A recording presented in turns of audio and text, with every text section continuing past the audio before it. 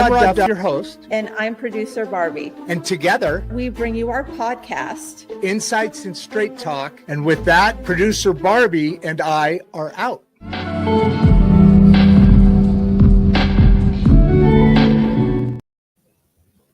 All right, here we are, man. I made it back in time. That was an hour and almost 40 minutes, right? Appreciate you guys being there. A lot of amazing questions. I probably should have left that light on. It's a little too dark, but it seemed right. It seemed right in the when we're in the green room. I don't know. So here we are again. Thank you. Appreciate you guys being here. Look forward to you guys coming in and for this. As we were talking about in the last show, Carrie and what her journey is and what that message was and how that all kind of communicated and went through and all the things that are coming together to create healing and internally and to be able to, in addition or aside, be able to lift yourself up to a higher level, more awareness, how to use those skills and talents going through to be able to make yourself more viable, more authentic, all sorts of words here, right? Be curious, not be judgmental. So these things can come to you because you're opening your mind and you're learning how to flow. You're learning how to use information and not keep it blocked out. Here we're really talking, Christoffel. Great. This show is a little extra fun for me because you guys know what, you know the message here. We'll get into that in a second. And it's right in line. Like today is, that next level of different awareness. And that's a main vibe, a main storyline and what we like to explore because we're human beings and have that. But here's, my little quirky little thing I have some interest in, and you guys know it's accents and it's names, because I speak like an American, just and going through and there's different accents around the country, which is awesome. I love the South. Oh my God, the deep South. New York's kind of fun. The old California was awesome when I grew up in it because everything was tubular and tricandicular and it was a vibe then. Now it's whatever California is right now, but I see a couple of people starting to come in here. I appreciate it. But so the message today, I'll tell you in a second. I'm keeping you like poking at it, but not quite there. We have Christoffel with a beautiful name, and then a beautiful accent. We'll get into all of that. And I have a really strong feeling from a lot of the feedback from people that were asking me about this as we're doing our marketing and the things we do. And there was a lot of feedback starting to come back about this question because it's an interesting take. To me, it is. And to a lot of people it is. And I'm really excited about not just his name, his accent. That's just a fun tool down the way. It's like me in a candy store, Rod Duff. Now I'm talking to Christoffel, and that's a lot of fun. And then the story here is the three parts of intelligence. It's that, we talk about this, right? It's life is a journey. It's I'm going to turn these lights on when you come on, Christoffel, and I'm going to duck out for a second. It seems a little too dark to me for some reason. I don't know why. But anyway, the actual thing we're talking about here is, oh, wow, a big bunch just came in. Hey, guys, how you doing? We're perfect timing. All my rambling and bubbling, is kind of winding down now into the subject of today of what we're doing. And it's those three levels or parts of intelligence. Your brain, duh, right? So you've got your brain, you've also got your heart. And that's where I started talking about this show in the earlier episode today because, I never realized that. And then we all know, but just kind of put aside, it used to be the thing. Go with your gut.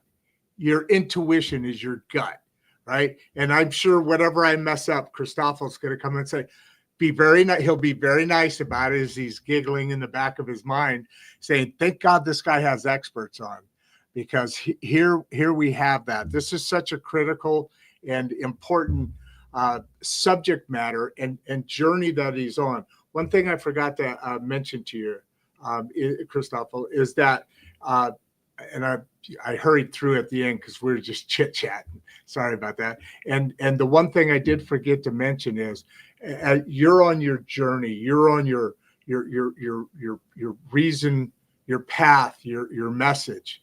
But you don't have to go all the way back to birth. Some people have, but somewhere along that earlier part, there were lights lit that led you to the path that you're now on. So my new best friend in the entire world, where it's 100 and something degrees right now, I'm so sorry for you, but not usually, because it's the most beautiful place in the world, probably. Christoffel, how you doing, man? And I'm so glad you're here. I'm doing great, Rod, and thank you for introduction and the story. And actually, I told you. You hear the accent? Isn't that fucking cool? Oh yeah. Okay, sorry for that. Just the funny part is when you're born in the Netherlands, and yes, in Amsterdam, you get that throat accent. Although yes. 15 years ago, I immigrated to Australia, and I didn't get rid of it. So I lived there for 9 years now, 4 or 5 years in Spain. Wait. Hold on. We'll get to Spain in a second. Hold on. Okay. One of my favorite accents is, well, there's several. I love the Irish. The Scottish are like hardcore Irish, a little tougher. But Australia is one of my favorite. We've interviewed a number of people from there with different topics and so forth. So your accent is a very strong masculine accent. How was it you talking to people in 9 years, you said? 9 years. I don't doubt you didn't get rid of it, because that's the only one that would just beat it head to head. How are the conversations? Do you guys understand each other in the beginning? We understand each other. Only the real native Australians who talk exactly to each other. They have something like, your vocalization through your nose is not the best. And that's like, I knew it. I knew something like that was happening. So I appreciate you being here. I understand we've got a little, look, we're already up to 64 people diving in here. I can't wait to hear this story and kind of go with the journey with you. And how did all that kind of start? What were the things that brought you there and onto that point as you travel from one freaking beautiful place to the next beautiful place to the next beautiful place? You poor guy. The traffic, so bad. Okay. Yeah. We come back to three brains and how you make decisions. Right. The thing is, although the Netherlands is great, if you live there and you open the windows in the morning, you see gray or rain. Now, I made a decision with my partner. I don't like that. So the better is, what's the best place to live? Actually, when you like to have sun. Now, and you like the economic stable country, you go to actually Australia. That's only the other side of the world. Yeah. Little trip. Only 24 hours. So we moved there with my ex-wife. The funny story, it's funny or not so funny story, Rod. Within half a year, she ran away with a firefighter. You cannot beat the muscles of a firefighter. So one moment I was sitting there in my dream house with my swimming pool all by myself, thinking okay, if this is changing a dream, then probably I woke up in a nightmare. Oh my God. So I still stayed there, built up my business, my coaching business, my clinical hypnotherapy business. I met an old colleague of mine who lived in Spain. Somewhere we got a relationship, and then I thought, okay, so, and then I thought, I will make a move to another beautiful country. Let's go to Spain. So that's how I came there. And if you think about three brains, and I see people joining, Randall, about three brains. When you think about three brains, and how did it get me there? Say already 30 years, I'm a coach, leadership trainer, therapist, all the kind of things. What always annoyed me is how do you get somebody really changing? And it means actually we all understand, okay, we have to eat healthy, sport more, not be afraid, speak out, and all this kind of stuff. But although we know it, we don't always do it. And I always learned, okay, you have the subconscious mind, and the subconscious mind is where your beliefs are and all the experiences that are somewhere stopping you. And now for everybody who's listening, if you now think about it, where's your subconscious mind located? And 9 out of 10, you don't know. You will point at subconscious mind. So I always ask my teachers, where is physically the subconscious mind located? And they said, yeah, that is somewhere. And I said, okay, that's a beautiful Tai Chi movement. Where is it? So they didn't get an answer. So when I became a clinical hypnotherapist in Australia, I started working with PTSD, sexual abuse, physical abuse, trauma work. Then I thought, okay, and you know, hey, the body keeps the score, because I already learned that from autonomy and somatic training. I think, okay, the body keeps the score, but where in the body does it make decisions then? And then somewhere when I was reading a book of actually Lynn McTaggart, she noticed somewhere in her book, we have scientifically proven 3 brains. And I was reading the book, I think, scientifically proven we have 3 brains. And the good thing of Lynn McTaggart in the book, she gives the note. So I click on the note, where is it? So I started to Google. And at that moment, you saw almost like a light bulb coming up. I found where the subconscious mind is. That means the heart brain and gut brain. Now, from there, I started, okay, what does it mean? Because say we have really brains, because it's 100,000 brain cells, 500 million brain cells. So 100,000 is not so much. This is 100,000 million. So, but if there are real brains, and in the research shows they can memorize and can make decisions, then whatever, if you now believe in God or believe in evolution, it does not make mistakes. God does not make mistakes. Evolution does not make mistakes. So why is it there? What does it do? How does it decide? And what you said in the introduction, we all say to somebody, why don't you just follow your gut feeling? Why don't you follow just your heart? And if I ask them to all your listeners, so can emotional trauma cause your gut brain to shut down or overreact? Do you like to answer now right away, Lynn, Randall, or Rod, or not? It is your show, so you can make a mess of it or not. I'm extremely flexible. Yeah, well, you've seen some of this, so you know I just love, adore making a mess of it. So Lynn, the short answer is. No! I'm not going to let you answer Randall yet. I got to respond to you first. Follow. Yeah.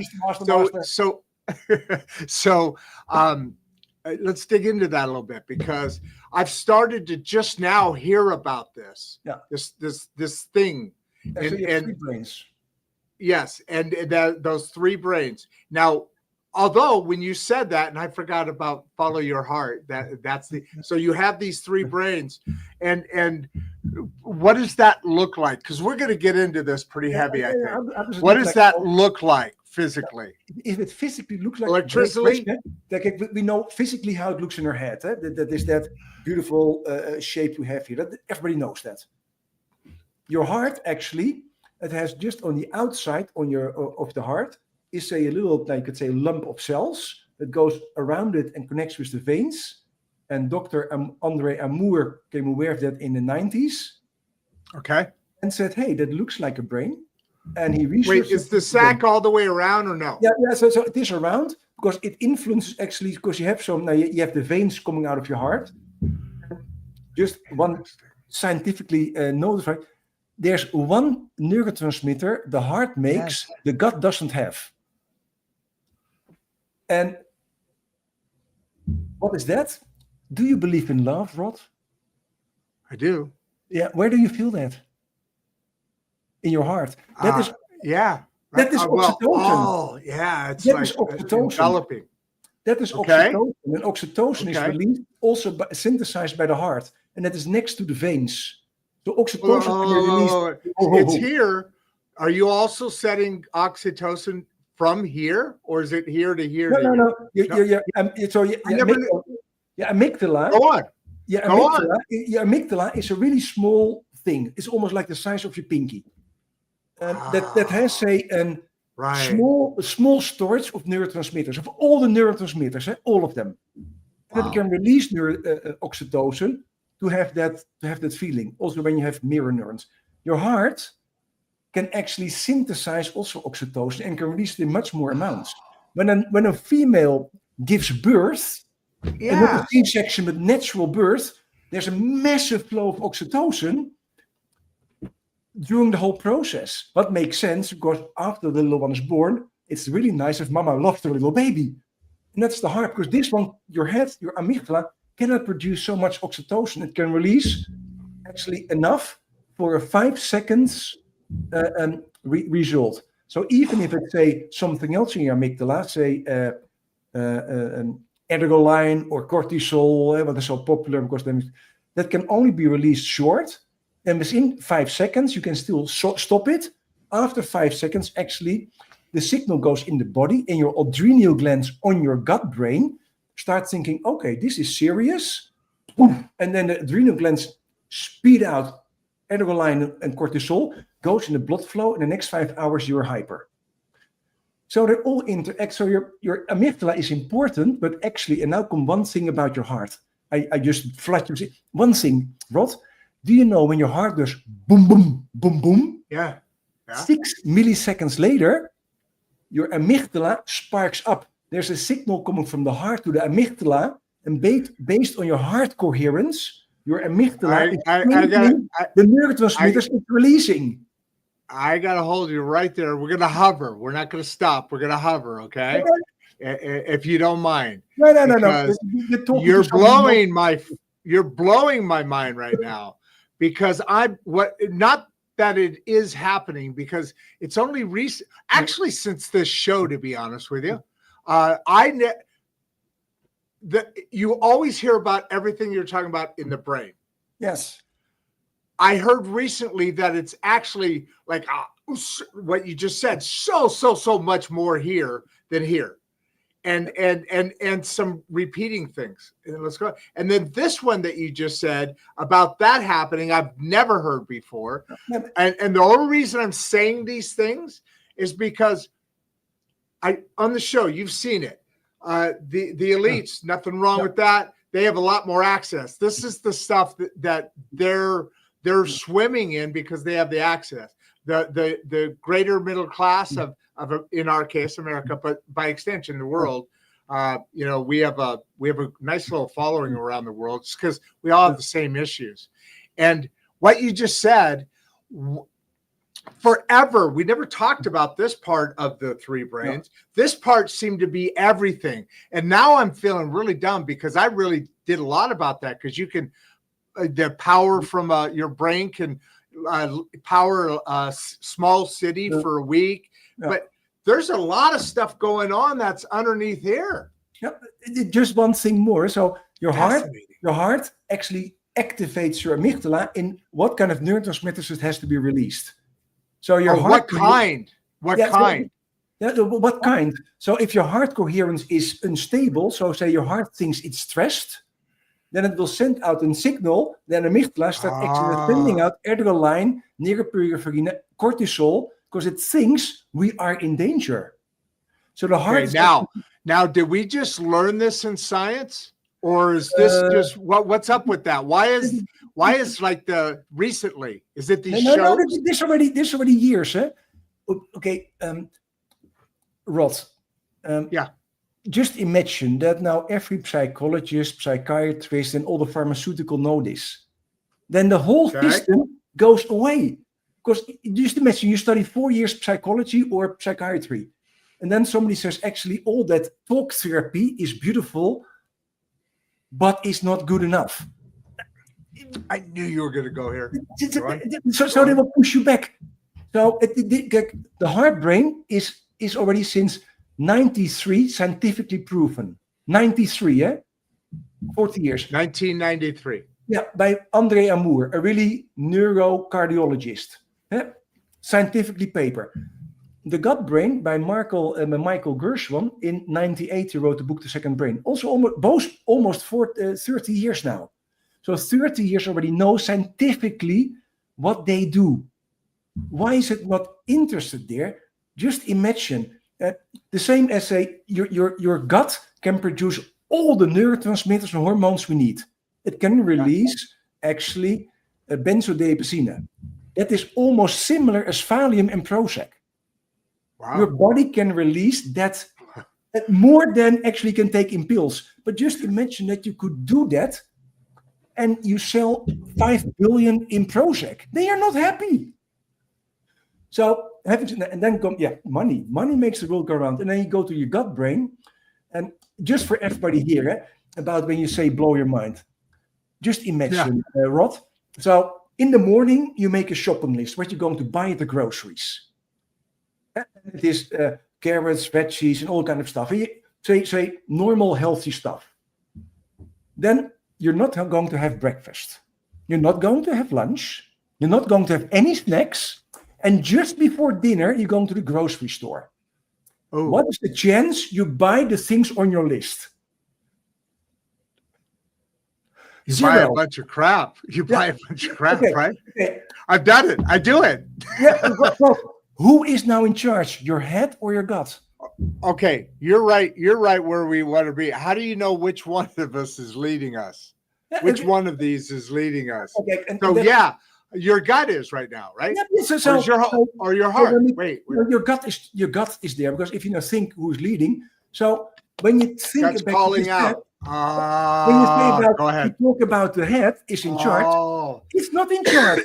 So when you do therapy or coaching or whatever, if your gut doesn't like it, it will not happen. So now on the questions who's in charge, evolution, and if you look at neurotransmitters, hormones, and other things, they have three different kind of objectives. Let's call it objectives. Your gut brain is the oldest system we have, because actually all the life originated from a digestive system. And it has only, you have to look at, so what does your gut system like to do to survive? And to survive, you need nutrition coming in, so food and liquids, your Coke. It needs to reproduce. It needs to reproduce. Oh, that was, wait. You're not getting away with that. That was a little jab there, and I deserve it. I didn't say anything about it. That's healthy. Now, I also have my kombucha. Oh, tea? Kombucha. Tea? Is that tea? Kombucha. Kombucha tea, yeah. So that is the fermented, extremely good for your gut health. Very, very good. It works in your gut bacteria, right? No, absolutely. So your gut is the oldest system and it likes to survive. So it does nutrition, food and drinks, reproduction, and actually now fight and flight and freeze. Those are the three things it can do. So how do you know it's in charge? If it likes to get you to drink or eat something, or actually you could say the gut brain is in charge of me. It is the most egocentric brain we have. It's me, myself, and I. There is no social connection with the gut brain. Now, if you follow your gut, if you say to somebody, follow your gut feeling, it's what is good for me. And you don't give a beep about anybody else. Yes. So this is essential. That's essential for the gold medal winner. Eh? It's essential for the CEO. It is essential for everybody wants to achieve. Because the gut brain... Let me ask you something. The gut brain only thinks about winning and losing. Because if I don't win, I don't have breakfast, lunch, or dinner. So there is no gray. Yeah. So then I was going to say, are there different circumstances of when one's in charge over the other? Maybe one of these two. This one's always taking orders. No. But is the gut always in charge then? Is the answer to his question? There are two, aren't there? This is an example. I knew it. Because this is it. The heart, you could say the gut is there for life. The same if now you love scuba diving. How do people die from drowning? They inhale water. Because your gut system likes to survive. So even in hardwired, we inhale. Okay. So the gut brain is hardwired to survive, win or lose. There is no gray. I win, you lose. So it's almost always in charge, unless here we go. love steps in and we do sacrifice for love. It is the Kate Winslet, Leonardo DiCaprio in Titanic. Yeah. You know that Leonardo DiCaprio says so stupid to Kate Winslet, I love you forever, and then let's go. Drowns himself. And those are the moms and the dads and the nurses and the doctors and the firefighters and the soldiers out there who sacrifice their life for the bigger good. So your heart can overrun the gut if it's for the bigger good. It's for the total system. That doesn't work for everybody because everybody has actually an own dominance, which brain is the most dominant. And so everybody has a different dominance in their brains.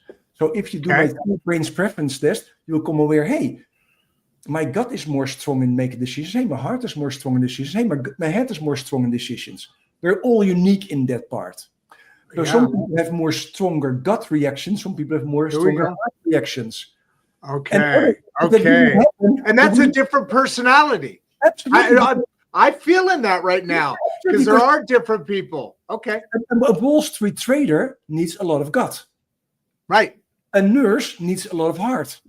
Exactly. And so we are already, say, partly hardwired and educated in it. Also, education does a lot. Because if you look at schooling experience. Experience. Schooling systems focus a lot on gut and head and less on heart. Socialization, boys need to be strong, girls need to be sweet. So boys are trained in gut, girls are trained in heart. Already from socialization. So we train it, and what you train becomes stronger. Now, when you talk about the head, can the head overrule? Yes. For specific people, the head is strongest. The F-35 pilots, they overrun the head, their fear systems. So pilots, there's only something like 10% of the world population, actually less, have a really strong head dominance, and they can overrun actually this system. And though in those you find as F-35 pilots, you find them sometimes in surgeons, because they are strong enough to let the emotions skip away. Doesn't matter. Yeah, you become you like that God. They call it a God. What's the word? A God syndrome or something where. Oh yeah, that makes sense. Very, very few. Okay, go on. Otherwise, you cannot be in a F-35 fight with 5 others and then think, "Oh, I'm afraid," because so they have to be logically following all the steps. They have a strong gut based on training, so they know automatically what they have to do. But so this system overruns all the fear systems from the gut. It also overrides all the heart systems from, okay, we had a good fight, I let you live. Now we had a good fight and now you die. Click, boom. Yeah. So what's the old saying? Clear. Yeah, something like that. Clear. And so those are the 3. So if you're questioning how do you notice them, you come aware, hey, your gut is about me, myself, and I. So this is your egocentric brain. Your heart is actually making decisions, what is good for us. And so when you sacrifice yourself for somebody else or you think about somebody else, like as an example, say we have 3 people here and we ask, what would you like to have for dinner tonight? Let's go out. Then the gut brain says, I will have a pizza. We go to the pizzeria. Go on, all go. Gut brain decides and doesn't care about anybody else. Mm-hmm. The heart brain, I don't mind, whatever you like. What would you like? So it likes to please. The head brain says, okay, yesterday we had pizza. The day before we went actually to the Chinese. Before that we went to the Indian. So maybe nice. It's now, if you look logically, let's go to the Greek. Nice. There is no emotions. It's a logic decision. So those 3 have different kind of decision making. So in your question, how do you notice them? This is how you notice them. Do I make decisions purely for me and I don't care about anybody else? Do I make decisions where I go for the others? How do you know, Randall? So this is how you know. Or is this one leading? And Randall, you can go to my 3brains.com website, do a free test, 10 minutes, and actually you know which brain is normally leading you. You get a little insight, 1-pager. What are your strengths? What are your pitfalls? And it is so much fun because I did it 2,500 times and everybody says, oh, wow, this is so freaking scary true. Yeah, right. By the way, I'm glad you said that now, and don't you do it now. And if you do it now, I'll copy it and paste it again. But at some point, doesn't have to be now. In the private chat over there, put your contact information, because I guarantee you, I mean, we're 30 minutes in. We haven't even started on the questions, and this is as expected, a fascinating and important subject, because you're bringing another layer, or as I like to call it, colors between the layers, on something that's happening, because it makes sense. It makes us more powerful as a human species or as a person, because you're understanding things that we didn't know before. Is this all because the technology is just now catching up, or what's the reason for all this? And technology is catching up. That's one. But secondly, we know more, but also become aware. Say, if you like to have some statistics, do you know what the average result is of a psychologist? 35%. Yes.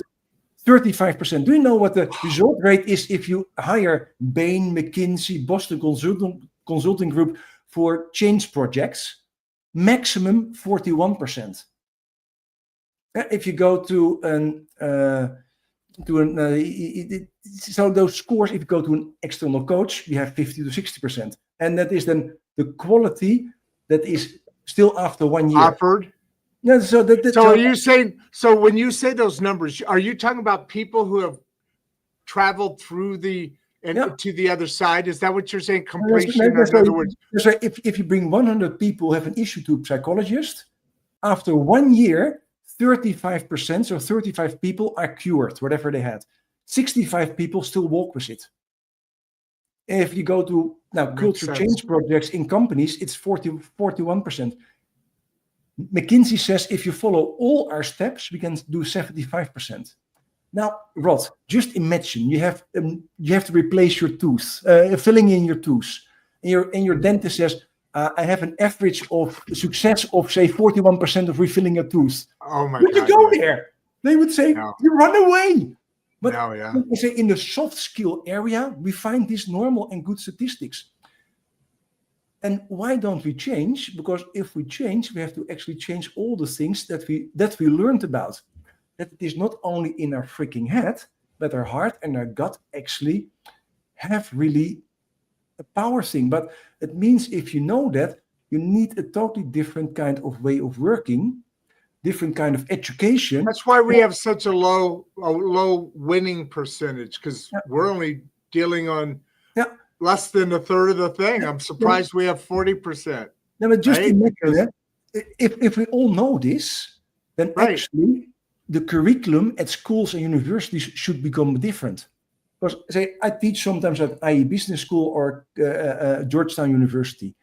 They are focused on the head, on stuffing a lot of information in there, and actually in competition do as much as possible. And you have to score an A and B, or you have to score an A. 10% gets an A, 15% an B, 30% a C, and then you have still a D and E. So there's a lot of competition there. So we train competition and we train head. So we train gut and we train head. We don't train so much the heart. And that is extremely important for making all three of them successful. Now, just imagine that we all come over here, we have three brains.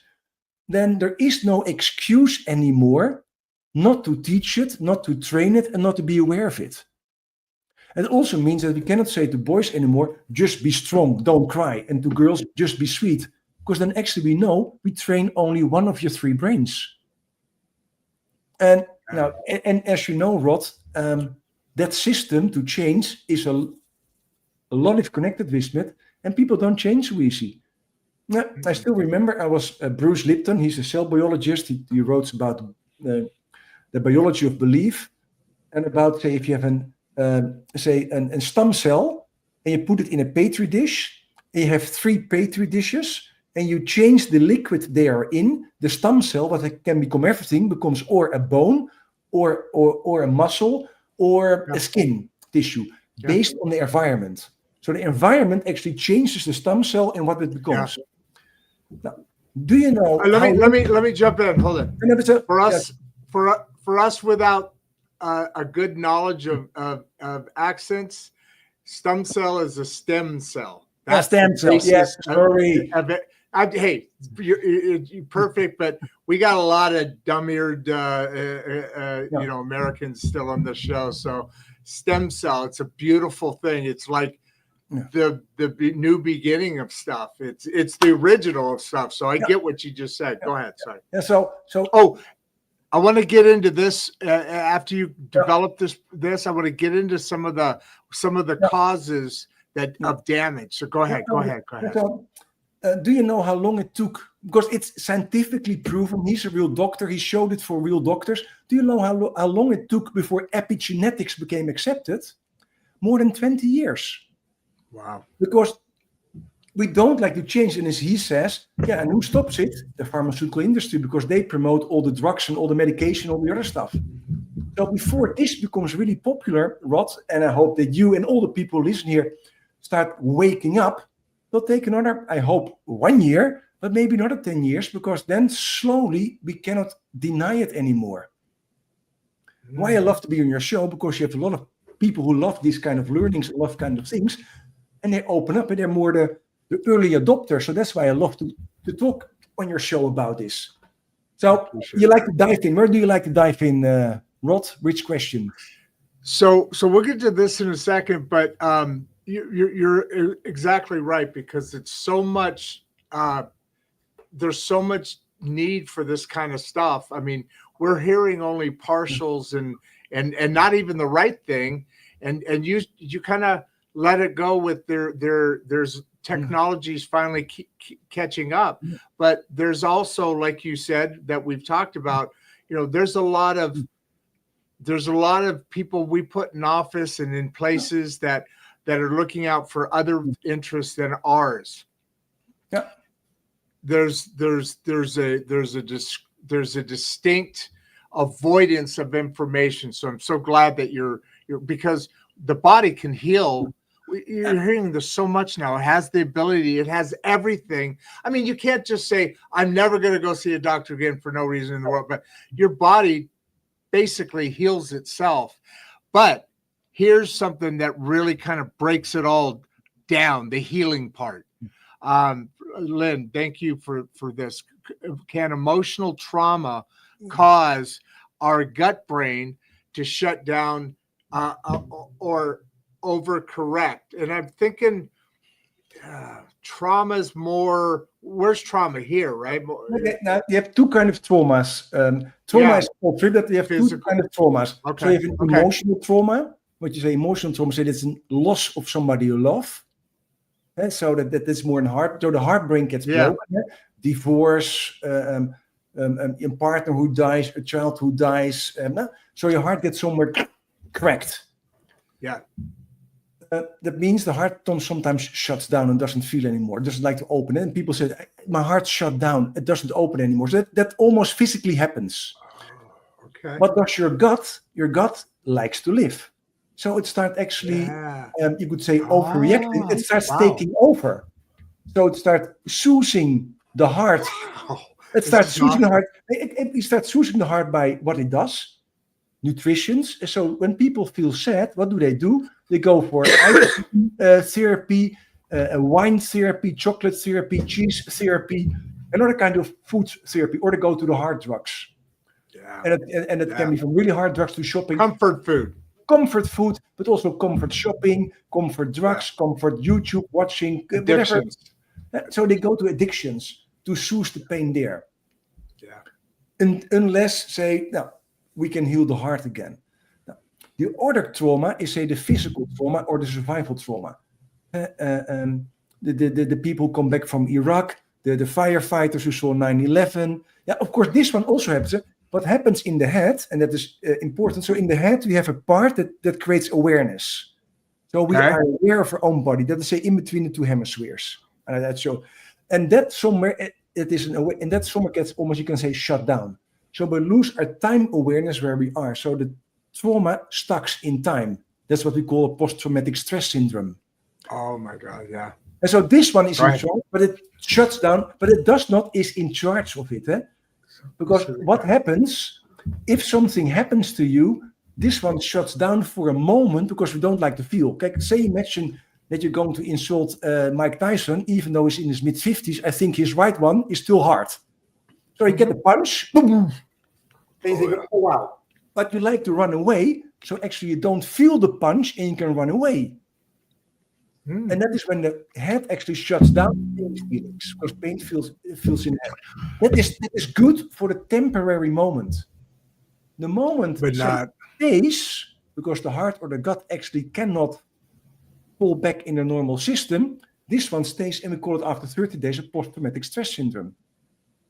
Because the gut takes over. So we have to heal the heart and the gut. So you can be, theoretically, you can be healed in the head from a post-traumatic stress syndrome, but the heart or the gut cannot be healed. So your body can still be, let's call it horrible, and your head can say, yeah, I know what happened. I'm all good. Okay, but you don't look good. And, so Right. yeah, you have 20 kilos more. Yeah, but I just like that.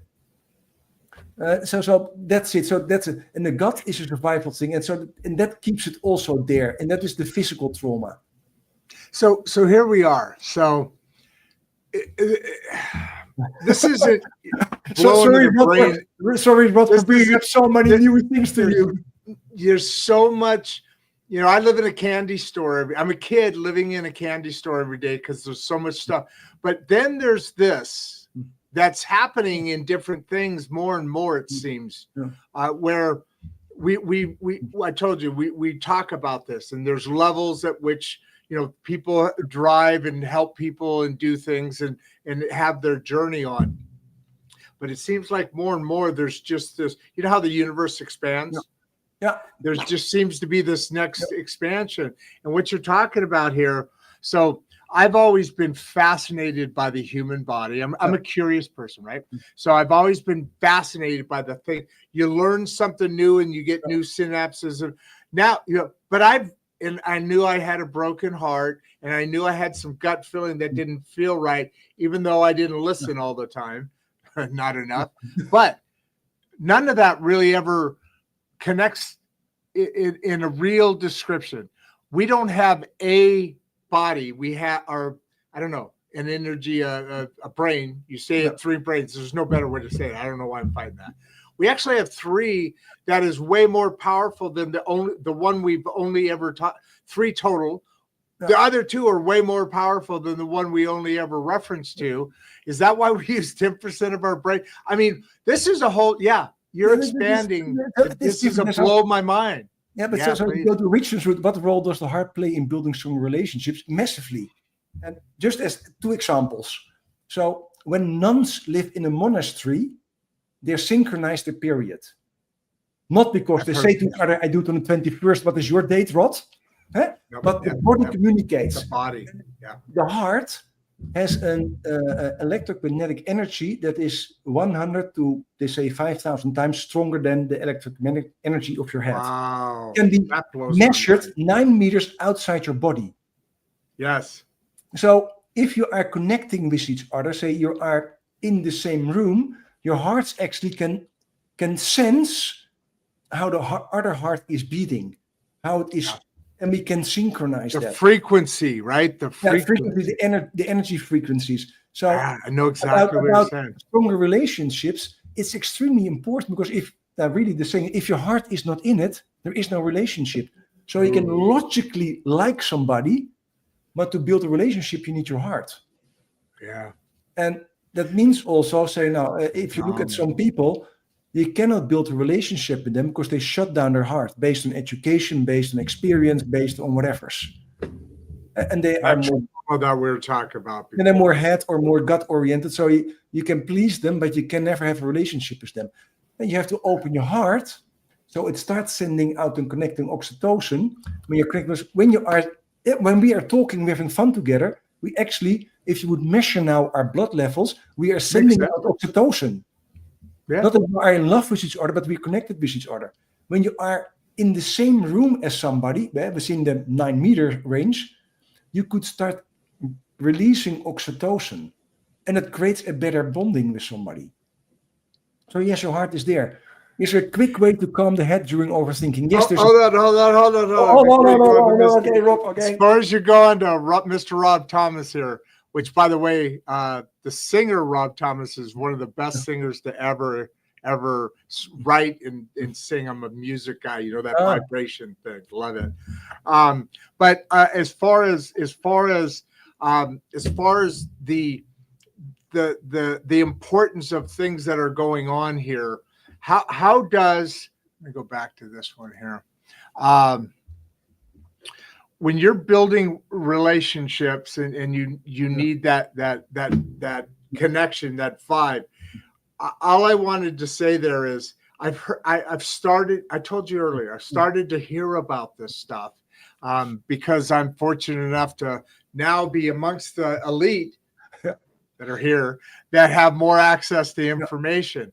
And in that, I've heard now a few times that distance that your frequency goes out. And I always talk about now, especially a vibe that you've got to enter somebody else's vibe and make it better than lift it up or whatever. But here's the thing that kind of just hit me right now.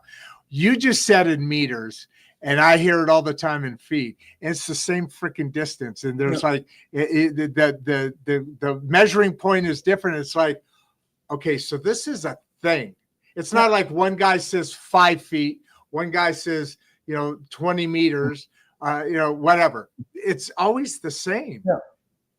Yeah. I just wanted to accent that moment there. It is beautiful, and the beauty is, and if you think about your heart, but also your gut.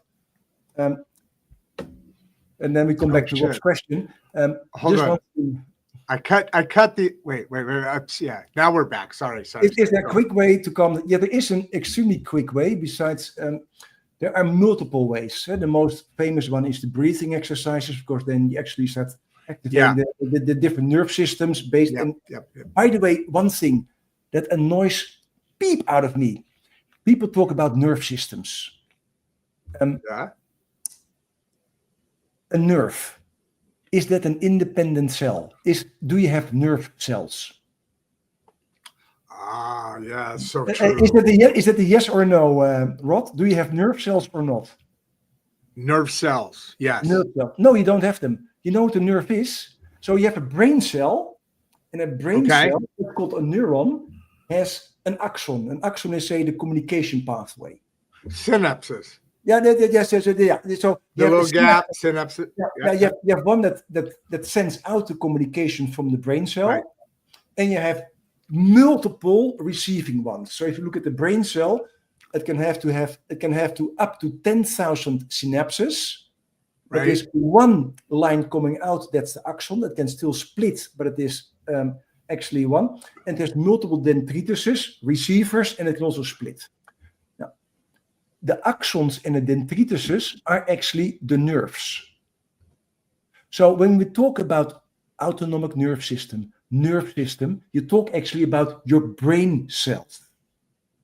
So when you talk about the parasympathetic... Is that the same thing? Is that what you're saying? Yes. That's the same thing. So when you talk about the parasympathetic and the sympathetic nerve system, and they talk about when you breathe in and breathe out, but they actually say different parts of your brain get actually activated when you inhale and exhale. And because you do that, they send signals through the axons and the dendrituses.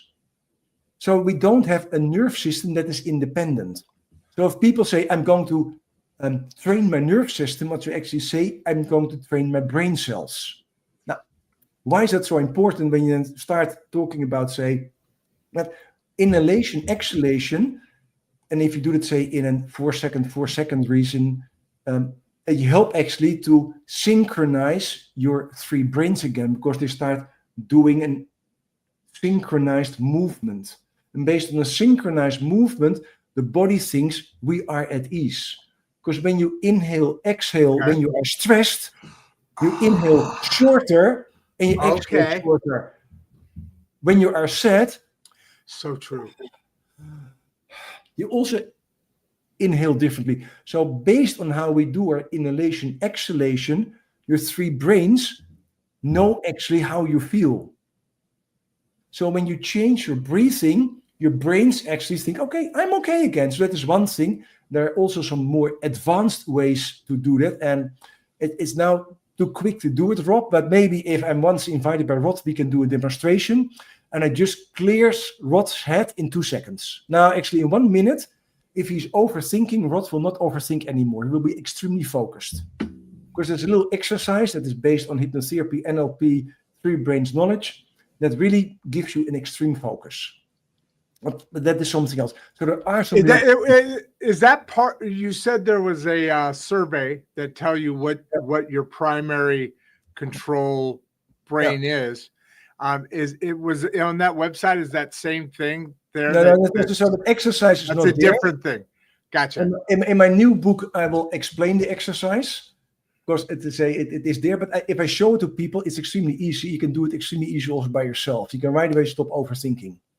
I'm gonna do it with you in the green room if I do it. Just okay, that's totally okay for me. That's totally okay, and it works. Okay. No, I know. So, I'd love this. Go. Okay, but the easiest way, Rob, is actually really start being in control of your breathing. Which brain usually dominates in conflict? Your heart or your gut? Normally. Your heart, if you like, say it depends. Okay, in a conflict, you like to win or not lose, and win and lose can be physical or it can be relationship-wise. So, if the heart is dominant, you say, "Oh, Rod, I like you. We have a conflict. I will start pleasing you." Then the heart is in dominance. If the gut is in dominance, it will do the fight, flight, or flee response. So it depends actually which of your brains is more dominant, which brains in a conflict is more dominant. So we all know that's conflict by conflict, right? Yeah. Whatever that is. By the way, just let's get back to this because I know I'm going to get in trouble. I'm just shouting out to Richens, which we talked about. Rob Thomas, if you know Rob Thomas, tell him to come on to the show and do a private concert for us. Thank you very much for your comment. Paula Johnson, and we're rolling into Papa Lenz. I know this guy. He's a singer as well. But what's the biggest mistake, Papa Lenz? Thank you. People make when trying to align their three brains. I thought this was interesting because the biggest mistake is if the knowledge of what we're right now learning, what. The biggest mistake is that people think they are aligned. Or don't know about it at all. If I ask, hey, are you aligned? Are you grounded? Yes, I am. Oh, gotcha. Yeah. So, let's say if I coach people or do a coaching training and I have coaches in there, say, oh, no, I'm good. And say, in my book, when I talk, which brain is talking, when we communicate with people, you can become aware which of their brains is actually talking and which brain is not talking. So which brain is actually silent. And most of them are totally not aware of it. And the other thing is that people, because we're not so much trained into having inwards awareness, that we actually don't know if we are connected with our heart, our gut, or our head, or with our body at all. And so a lot of people are not aware. So that's the mistake. We don't know actually. Damn it. I'm back there going, yes, exactly, yes. And then I realized I was still on stage. If you ask people, are you grounded? People sometimes ask, yes, I'm grounded. Yes, I'm grounded. And they tilt their head up. That means actually not grounded. They're already in their head. So grounded, actually, you can talk about your chakras. It's actually, hey, I can feel the feet on my floor. I can feel my sitting on the chair. I know my breathing is actually in the whole chest and in my abdomen. And I know this is open. I call that, say, in my training, a CCT state. You have curiosity here. So this one likes to learn. You have compassion there. So I'm open to connect. And there is trust in the gut, trust in myself that I'm good enough, and trust in the conversation or whatever we do together. If those three are there, we are aligned. What is the opposite is actually, I am judgmental here. Hey, Chris, it doesn't work. It's not true. It's here. We call it indifference. You know, I don't give a beep about your rot. We don't feel for people. We don't care for them. Or actually we have here, say, anger, fear in our gut system. And that closes up. So you could say when we are emotional, let's use that word because we know that we're emotional, whatever that is located, then you know for sure your three brains are not aligned. You have to get the emotion out. Because the moment the emotions run, it means there's an overflow of the specific neurotransmitter and hormones in your body. Because if you're totally in love, are you aligned? Absolutely not. Hold on. Right there. I don't want to lose my point. My question. What you're going through here, what you're talking about is when we're talking about aligning, we're talking about the things that the body goes through. I don't know how I want to ask this. This is a really good thing here. It's interesting. So how all these things have been known. Like we've always, I'm emotional. That's not a new thing. Like what? But let me build on this a second because maybe I'm overthinking it. We've known about all these things that you're talking about right now, but what you're doing now is you're tying that. You're wrapping that in a world that we actually live in, but never really focus on, or at least only the outside of the one part. And it's now my question earlier is why haven't we known this stuff before and this and that, blah, blah, blah, right? Now it's back to that. It's like, wow. So all this stuff's floating out here and it's just now, I mean, somebody was telling me in the Mayan calendar, the year switched over and this is the recovery now, right? However those things go, there's a lot of stuff happening. And what's interesting is this conversation has been in splinters and you're talking about the thing. That's a big difference. Beautiful. Right? Thank you so much. Yes, thanks so much for this beautiful thing. Yes, it is. It took me only 30 years to get this all aligned, Rod. So, but it also, I'm busy with this, say, 3 brains, 8 years, so it makes sense. And when I hit on it, it's evolving and evolving. Yeah? Because right. Also, and we get more and more. And I say the research is slow, but when we come back, and mistakes are in a line. When you go to, let's call it coaches, therapists, or other kind of people, what is so normal? Because this one is so powerful. When we talk and we like to think, most of us will go to the head. And besides, we're trained to communicate, this one goes there. So we disconnect. So when you talk about how do we solve things, we as coaches, hosts of podcasts, as leaders, we have to be aligned by ourselves before we can do something else. Otherwise, we just stay here. And so that's the biggest mistake. Can someone be too focused on just one brain? Sorry. You went quicker than I thought. I was trying to line up a couple. So yeah, Olivia here wants to know is can you be too focused on just one brain? And the answer's got to be yes on that. Yeah, absolutely. The answer is yes. Because fill it in a bit. So we can be here too much in our head. So when are people in their head? When most times there's an emotional pain. What is the safe place if you have emotional pain? Is in your head, because the head doesn't feel. And so people become rational, when you close your heart, most times you go into your head and live from your head. Your gut brain takes over, that's okay.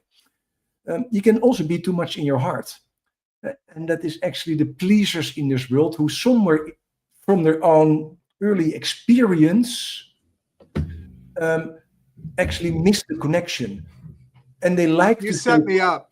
And they have a fear of rejection, so they're more in their heart.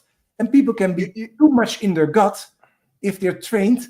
Never cry, be strong. You have winners and losers. Now, we can think about presidents in this world without calling names, who only live by the gut brain, because they only like to win or like to lose. I think somebody called America first. That's a gut brain sentence. There's nothing wrong with it. I don't say it's wrong. It just means, hey, he focused from this brain to make it happen. That means on that moment, he's not listening to his heart. Is it good for everybody? Or is it the most logical thing to say? on this moment. Yeah. The gut rules. And that person is, by the way, smart as otherwise never become president. So he knows how to strategically get it somewhere in place. Yeah. But you can be too much in one of those. Thanks so much, Papa. This is the best live discussion we've had. Now, thank you, Rod, for being here with me. So we have this discussion. So you bet. Yeah. So we can be too long in one brain. And that most times this from and then we come back to another beautiful topic. We talked about trauma, limiting beliefs. If you have a limiting belief, you can stay in one brain too long. I have to please everybody. The imposter syndrome. You're too much in your gut, and you're in your heart afraid. Wait! Stop! Yeah, I was gonna poke something in there before, and you just gave me another shot at it. I was saying you set me up. Because I said, "Am I overthinking this?" You were on that run of comments there, and it's funny how we tell ourselves this stuff. Yeah. Even I'm in the middle of going, "Holy cow, this is awesome," or am I overthinking this? And here I am. What am I aligned there? No, right? Ronaldo, this is a question I love. Yeah. By the way, her, she is. We do so. It's Rod Duff and producer Barbie, right? Yeah. We also do lives in other places. She's been following us here because I follow her content. Very creative woman, very amazing. She's a very good friend digitally. I don't know her from Adam. But she's also, we do a TikTok live now. We've expanded out some of it. And she's a monitor along with Barbie over there. She's an awesome person. And she's really dialed in. This is, I feel her where she's coming from. Thanks for your introduction. Ronaldo, this is one of the most important questions you can ask. The answer is no. I would almost say read my book or follow me and say, I will say sometimes I'm a male feminist. And it is because there's so much injustice between male and female. And we are all the same. Yes, reproduction-wise, we are differently. Mm-hmm. Yeah? And we know that. Just look downstairs and you know. That's an easy one. But hormone-wise, neurotransmitter-wise, we have exactly the same. We men have estrogen. But we say also female hormone. No, we men have it too. Mm-hmm. Females have testosterone. Yes, they have it too. Maybe in different amounts.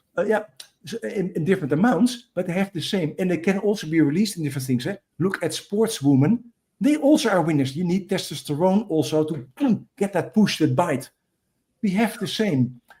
And so, also, just to add to what you're saying right now, isn't it also if in a partnership or in some sort of relationship, if let's say the female is exhibiting more of that dominance or this or that, it doesn't the partner have more of a supportive role that we don't typically think of, right? Isn't that active in there? Absolutely. Right? If you like, if a perfect relationship, if they exist, you have to synergize. You have to synergize. Hold on here. You have to synergize somewhere. If you're exactly the same, it can be fun, but they will not last for long because they will create tensions. If you both are pleasers, on one moment you get totally annoyed from each other. If you both are in your gut brain and like to fight and like to win, you also get somewhere. You can have a lot of fun 1-2 years and then it breaks up. You need to synergize. So most couples who are doing it for 40 years together have some things, a difference in, say, in the brain dominance, but the brains are the same. So in my book, there's a research, and there's 2 tribes who are genetically almost the same. And in one tribe, it's educated that females are just stupid. And in the other tribe, it's educated actually that females are the smartest and are the bosses. So what happens with them in 20, 30 years? This is how it looks like. It is actually a socialization because from day one, they say, I'm a granddad. And I've got a grand girl and a grand boy. What do you think is the colors of the girl? Pink. What's the colors of the boy? Blue. From the day they are born, we socialize them actually to be different.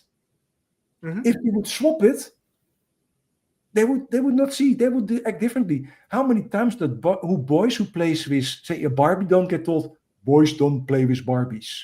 You take a car toy, and the other way around. We socialize actually from day one. Boys and girls, we train their heart brain or the gut brain more, and the brains are just like a muscle. What fires together, wires together. And that's the law of Hebb. That's already 70 years old. What we do here, brain plasticity. It also works in your heart and in your gut, because your heart actually can have between 40,000 and 110,000 brain cells. 40,000 for the extremely egocentric, solely persons, and 110 for the extremely socialized persons. The heart brain, the same as the gut brain. So from day one, we can train a heart or gut brain. And that's what we do with females and male around the world. So that's where aligning that comes, is to be training that so that it's working together. Yeah. And by the way, let's go back to the subject before I forget, though.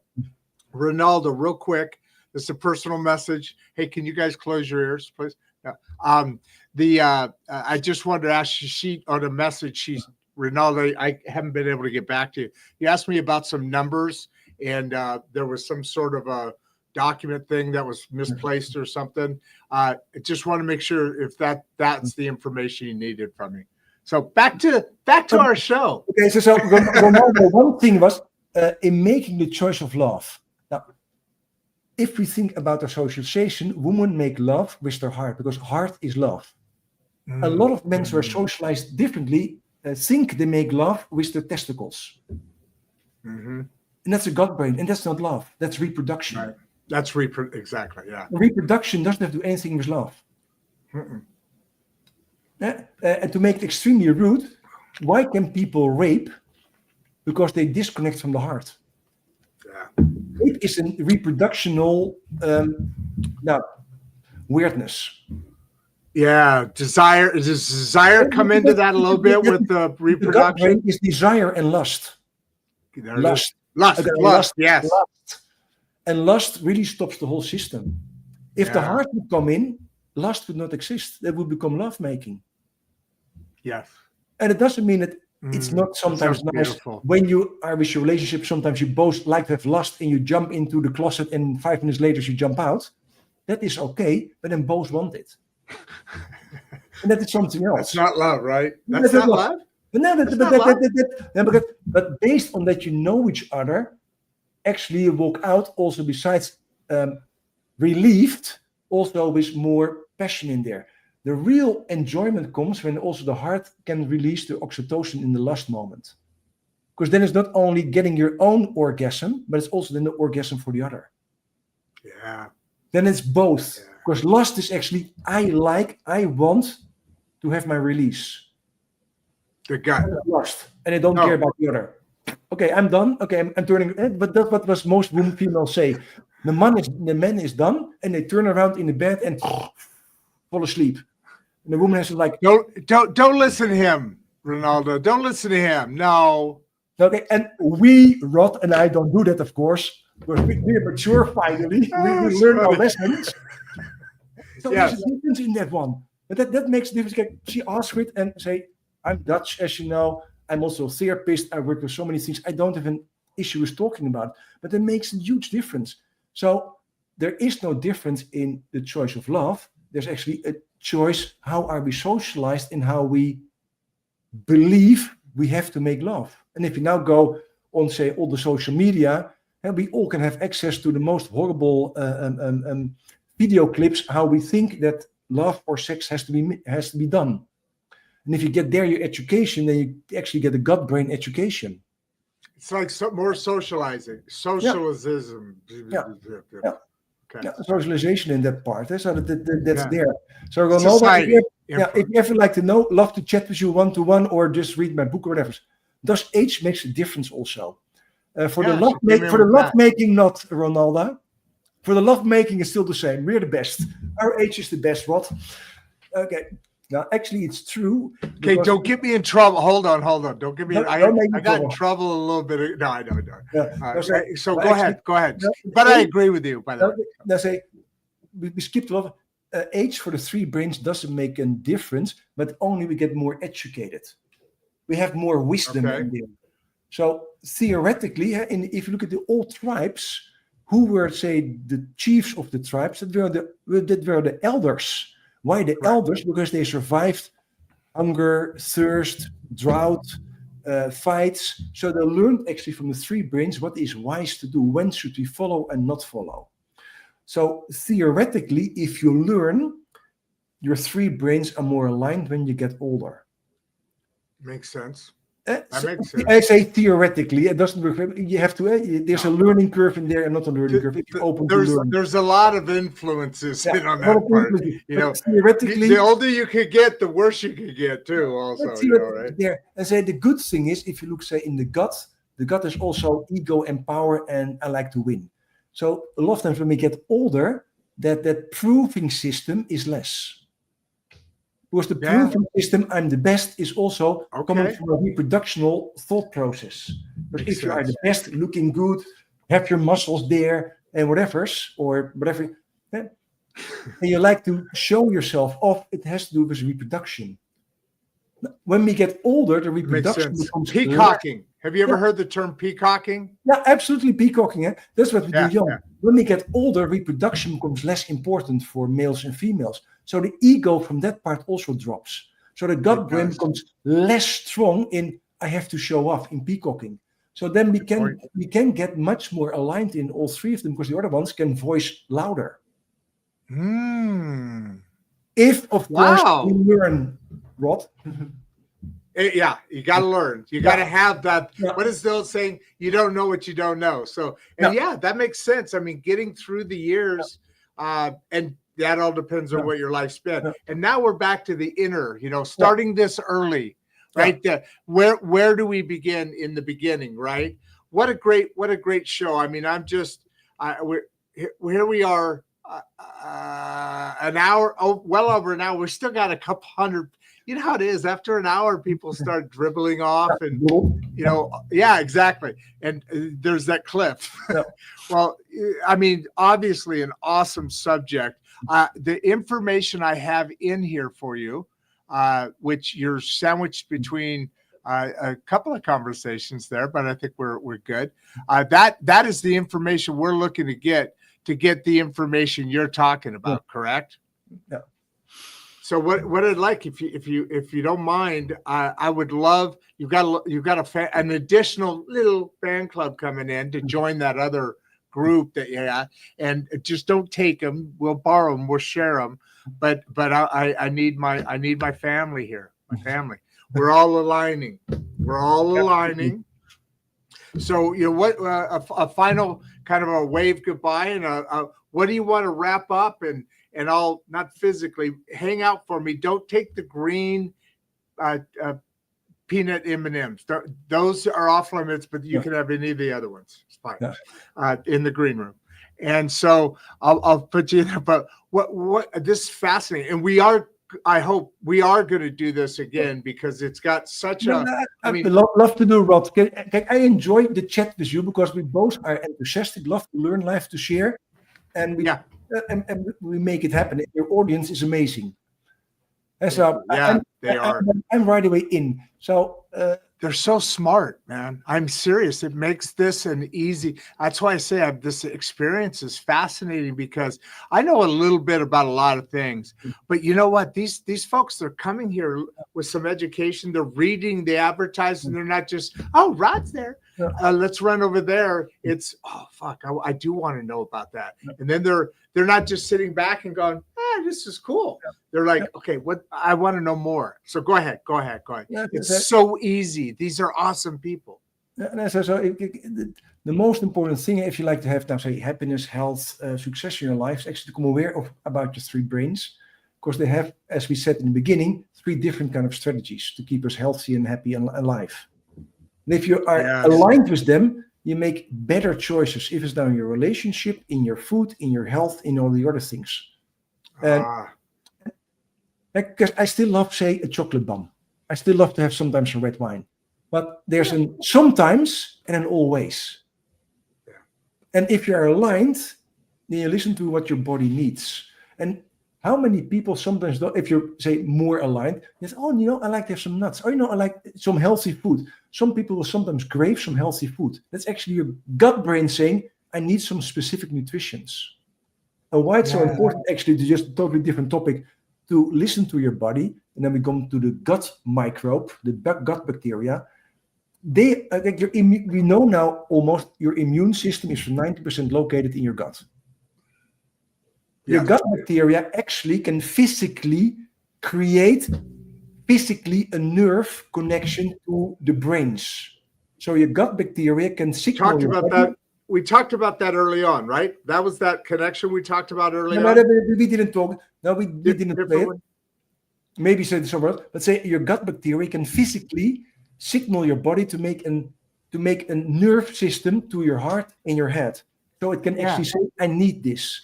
So being healthy for yourself, then your healthy gut bacteria you need are sending the right signals to you. Hey, I need some nuts, I need some avocado, I need an avocado, I need some carrots, because they have all different kind of nutritions. If you're not listening to your body and to your three brains, you get different kind of signals. And actually, it detriments your health, your happiness, and all the kind of other things, because we all now know that what you put in your body also activates some kind of neurotransmitters or hormones. Yeah. So in that part, it's there. So, but the first thing that people, it's not because I like to have them on my website, but the first thing, because that's why it's also free, is do your three brains preference test. Come aware, hey, which one of mine is making, say, my decisions without that I really stop and think about it? Because then it starts explaining why the things you do in your life. And from there, you can start thinking, hey, I have to listen more to my head, listen more to my heart, more listen to my gut. I learned it the hard way, because if my test, I'm heart brain, gut brain. So I'm famous for the sentence, oh, I should have thought about that. Now, that was my life until I learned from this, and then I started thinking, okay, my head brain is the slowest in making decisions or has the least loud voice. So when it's important, now I learned if it's important, I pause, and then later I make a decision.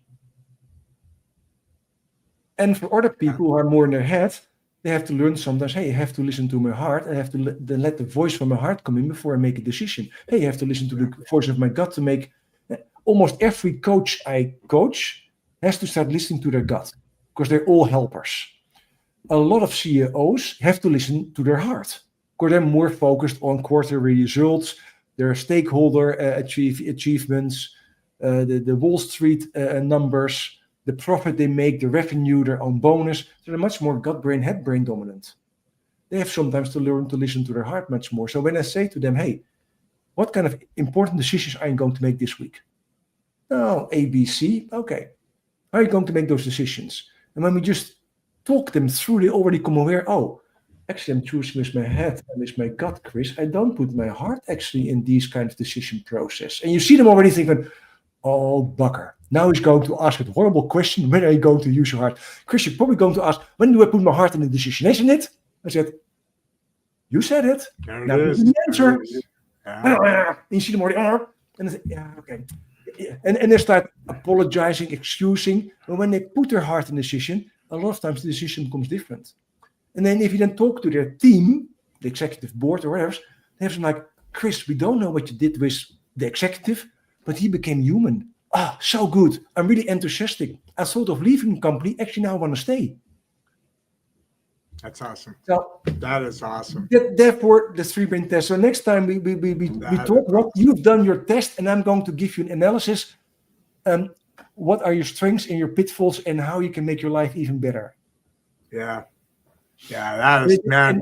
And that's a free gift. By the way, for everybody who listens, if you do my test, there is also, when you get the email, a 15-minute chat you can have with me. That's also free of charge.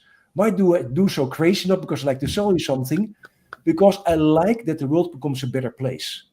Like yes. I've been bullied at school because I'm the sweet boy. I've seen too many people in my therapy practice who are sexually, physically, emotionally abused. I see too many people who work in toxic leadership environments. If I ever had a magic wand, I would get that out of the world. Now, I cannot do that by myself, 8 billion people. But if I talk to people and help them, one step over a one step, 1,000-mile journey. Absolutely. So if everybody who likes to talk to me and get that insight becomes a better person and will influence. And it is drip, drip, drip, drip. And if there are enough drips, the floor gets wet. So that's why I do that. Hang on.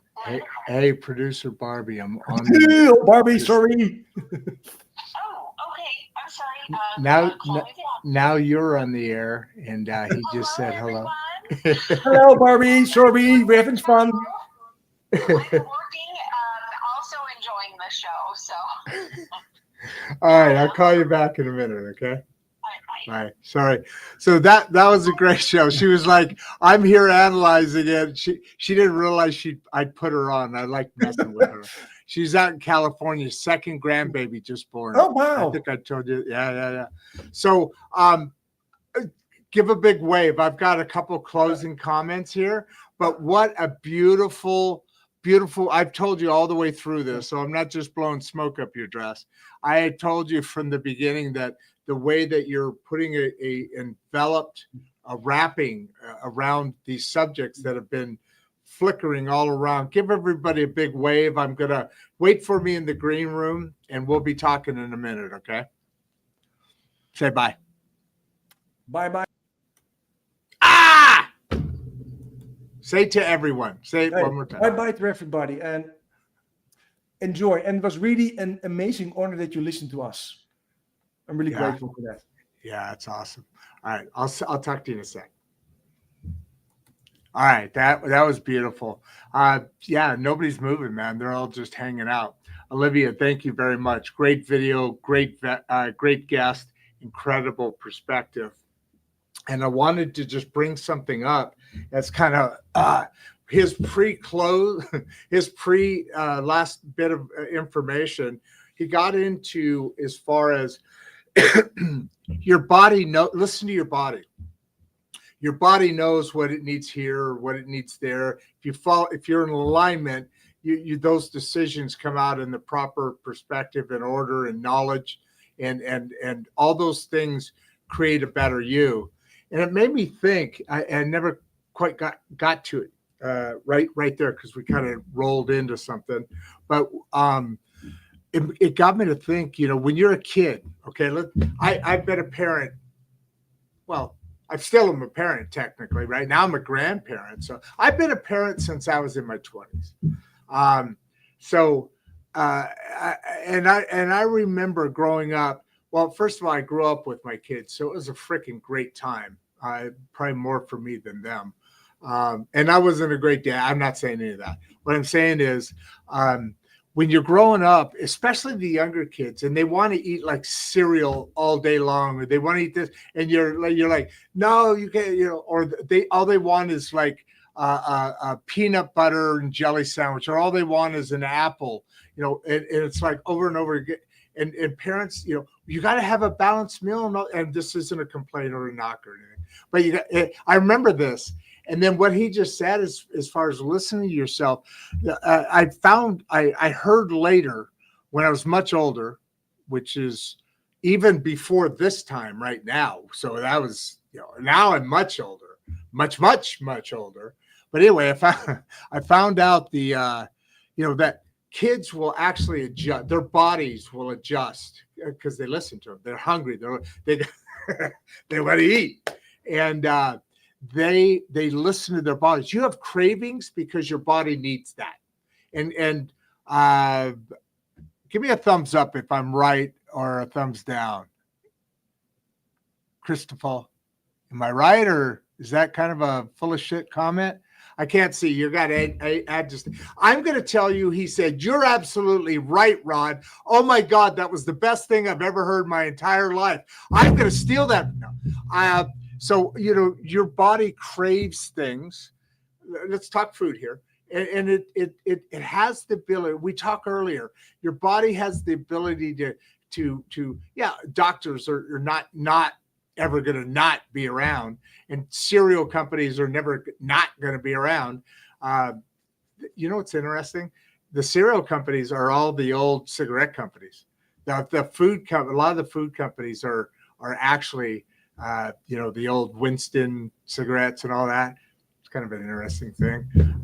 That's a really that's a big turn off the subject, but it's fascinating to me that we taught kids growing up. We talked about teaching them about being pink or blue, boy, girl. We also teach them, not to listen to themselves, and not knowingly. I mean, I'm not talking about mean parents here.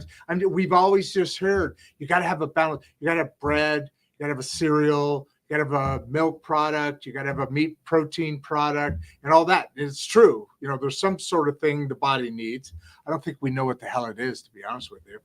But we've taught kids since they were just wee-wees to, eat this, not the fourth peanut butter jelly sandwich in a row day. Their body's going to be like, okay, I had enough. Now I'd like to get some eggs and, go back to a regular thing. There might've been something off kilter for a second, for a bit, and they needed some more of this, hey, I shouldn't have used that example, because technically it's not the best, but it is protein. I used to eat a lot, especially wrestling. So, this is that protein thing is the kind of things you learn on Insights and Straight Talk, and probably the best, most intelligent knowledge you'll ever gain, not from the show, because we got Christoffel here and others, but probably the best stuff you'll hear from me. And even producer Barbie was so eager to come on and jump on. I have my phone off, but whenever she calls, she gets the answer. I don't care what's going on, and because otherwise I'm just out. Before you leave, if you'd like to watch another one of the podcasts, click the first link in the description. We love having you here, and we appreciate all your support. And with that, producer Barbie and I are out.